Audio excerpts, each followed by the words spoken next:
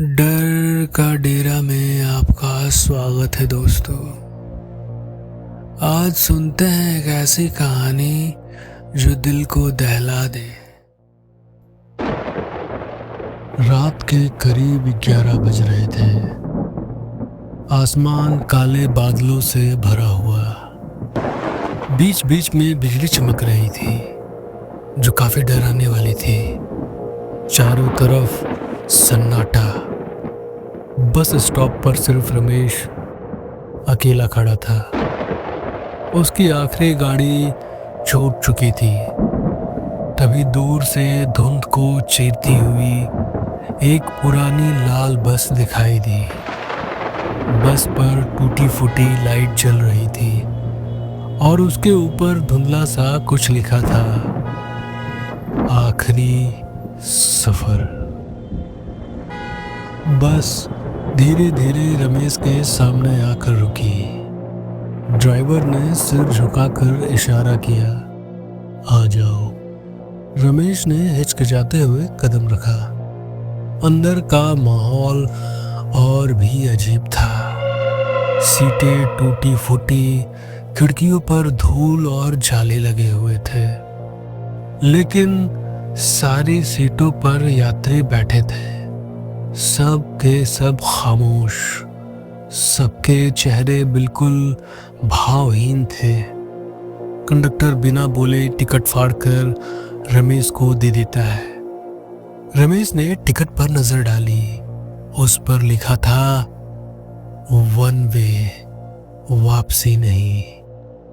रमेश ये देखकर घबरा जाता है। बस चलने लगी। रमेश ने खिड़की से बाहर देखा। सड़क बिल्कुल सुनसान थी। न कोई गाड़ी, न कोई इंसान, बस घना अंधेरा जिसे देख के ही रूह कांप जा रही थी। तभी उसे एहसास हुआ, सामने वाली सीट पर बैठा बुजुर्ग धीरे धीरे मुस्कुरा रहा था, लेकिन उस मुस्कान के साथ उसकी आंखों से लाल खून की बूंदें बह रही थी। रमेश घबरा कर पीछे हट गया। अचानक बस के बाकी यात्री भी एक साथ मुड़कर सीधा रमेश की तरफ देखने लगे। उनकी आंखें लाल चमक रही थी और माहौल एकदम डरावना हो गया था। रमेश कांपते हुए पीछे की सीट पर बैठ गया। एक बुजुर्ग महिला उसके पास आकर बैठ गई। उसके हाथ बर्फ की तरह ठंडे लग रहे थे। उसने धीरे से कहा, बेटा, ये सफर कभी खत्म नहीं होता। ये बात सुनकर रमेश घबरा गया। उसने कहा, आप ये क्या बोल रही हैं? मुझे कुछ भी समझ नहीं आ रहा और ये बस भी काफी डरावना लग रहा है। रमेश ने घड़ी देखी। रात के 11:45 हो रहे थे, लेकिन कुछ ही मिनट के बाद दोबारा उसने वापस घड़ी देखी। अब भी रात के 11:45 ही हो रहे थे। घड़ी की सुई रुक गई थी, मानो समय थम सा गया हो। उसे लगा शायद घड़ी ही खराब है, लेकिन तभी उसने देखा बस में बैठे सारे यात्री बिल्कुल हिल नहीं रहे थे, जैसे समय सच में थम सा गया हो। कि तभी अचानक रमेश को लगा किसी ने उसकी गर्दन पकड़ ली हो। उसने पीछे मुड़कर देखा। वहां कोई नहीं था, लेकिन गले पर उंगलियों के निशान उभर आए थे। रमेश ने बाहर झांक कर देखा। सड़क बदल चुकी थी।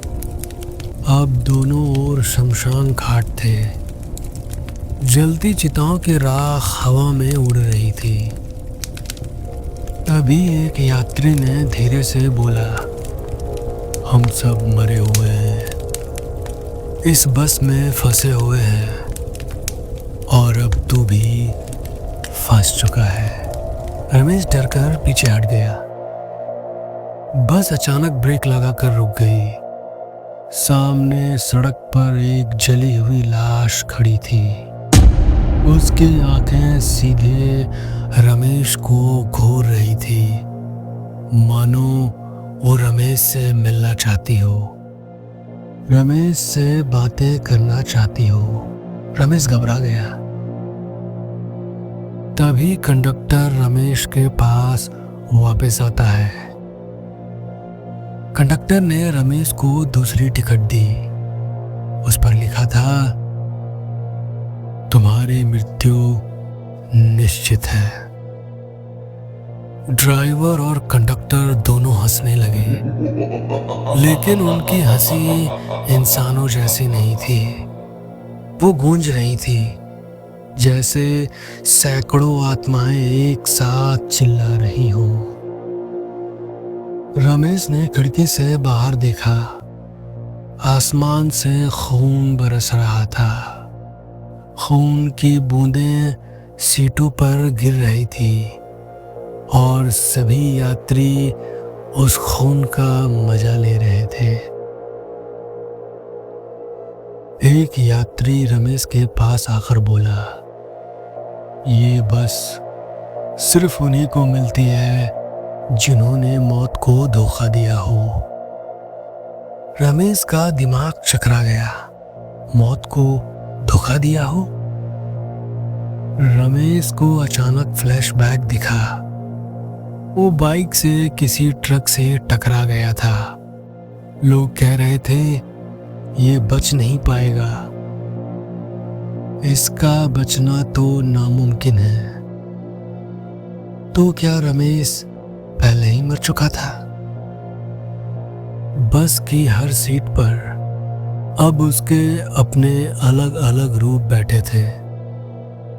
कभी बच्चे वाला रमेश, कभी जवान, कभी बूढ़ा रमेश।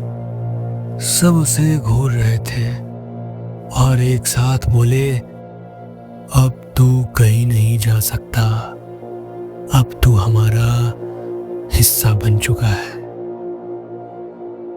बस एक वीरान बस डिपो पर रुकती है। दीवार पर लिखा था, welcome to the last stop. Depot पर सैकड़ों आत्माएं भटक रही थी।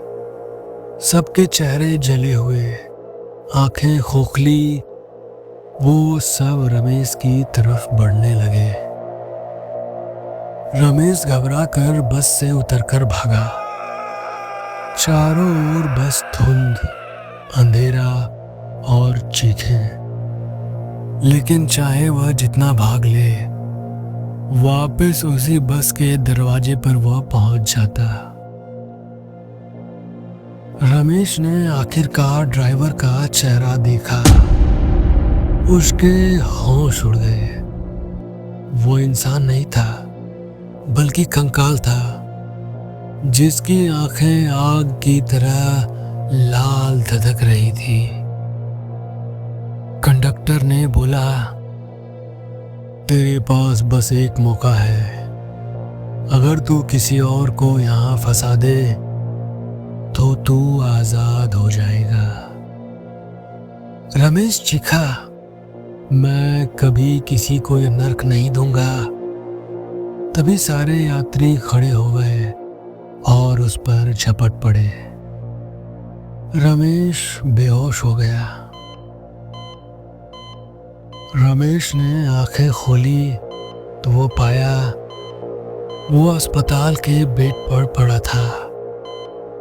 चारों ओर डॉक्टर, नर्स और मशीनें थीं।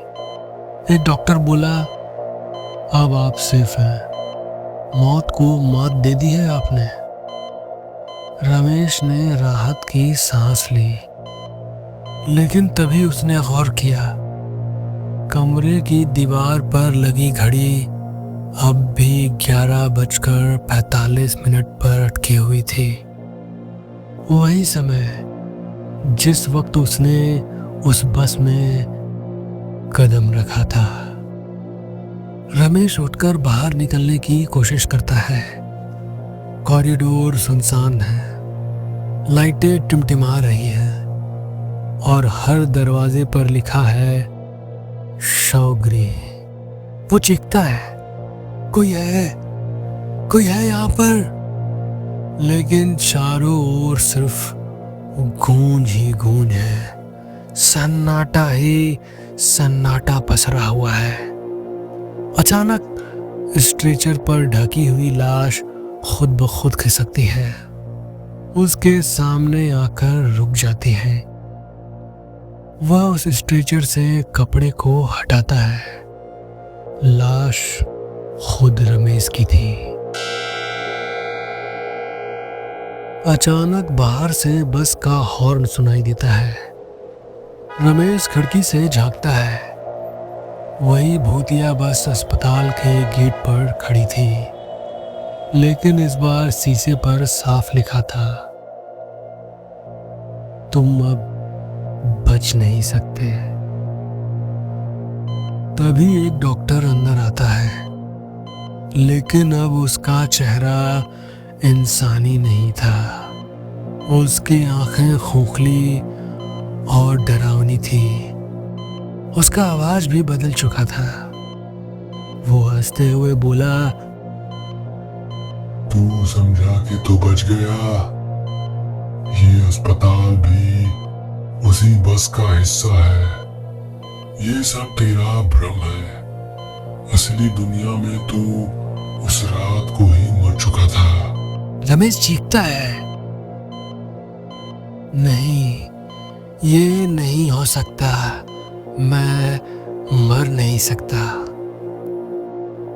कमरे की दीवारें पिघलने लगती हैं। बिस्तर सीट में बदल जाता है और अचानक रमेश फिर उसी भूतिया बस की खिड़की से बाहर देख रहा होता है। ड्राइवर उसकी ओर देखता है और कहता है, मैंने कहा था ना, ये सफर कभी खत्म नहीं होता। बस धीरे धीरे अंधेरे में गायब हो जाती है और रमेश की आखिरी चीख हमेशा हमेशा के लिए उस बस में कैद हो जाती है। तो दोस्तों, अगर ये कहानी आपको पसंद आई है तो मेरे चैनल को लाइक करें, सब्सक्राइब करें, बेल आइकन को दबाएं और हाँ, एक प्यारा सा कमेंट करना ना भूलें।